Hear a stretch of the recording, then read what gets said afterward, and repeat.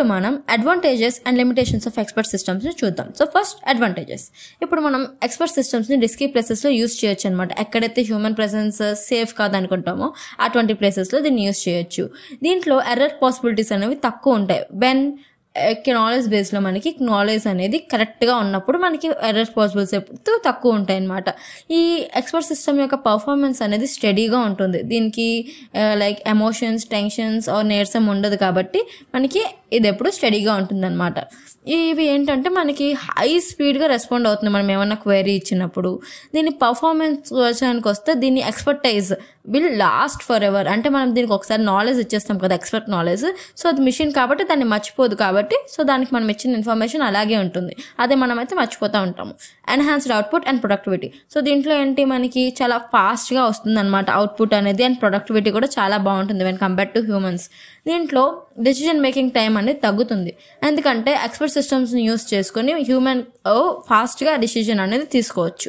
Enhance process and product quality. So expert systems వాడడం వల్ల ఏమవుతుంది, మనకి బెస్ట్ అడ్వైస్ వస్తుంది. సో బెస్ట్ అడ్వైస్ ఇవ్వడం వల్ల ఏమవుతుంది, ఎర్రర్ రేట్ అనేది తగ్గుతుంది. సో అప్పుడు ఏమవుతుంది, ఆటోమేటిక్గా ప్రొడక్ట్ క్వాలిటీ అనేది ఇంక్రీజ్ అవుతుంది.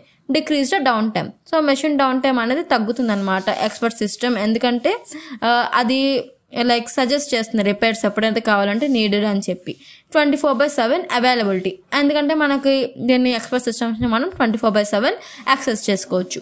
Easier equipment operations. Like expert system హెల్ప్తో ఏమైనా కాంప్లెక్స్ ఎక్విప్మెంట్ని కూడా మనం ఈజియర్గా లైక్ అడ్మినిస్ట్రేటర్కి ఈజీ అవుతుంది అనమాట యూస్ చేసుకోవడానికి. ఇప్పుడు లిమిటేషన్స్ చూద్దాం.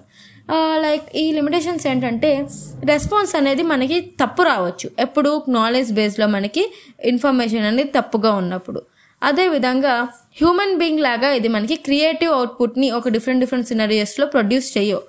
అండ్ అదేవిధంగా దీని మెయింటెనెన్స్ అండ్ డెవలప్మెంట్ కాస్ట్ అనేది చాలా ఎక్కువగా ఉంటుంది.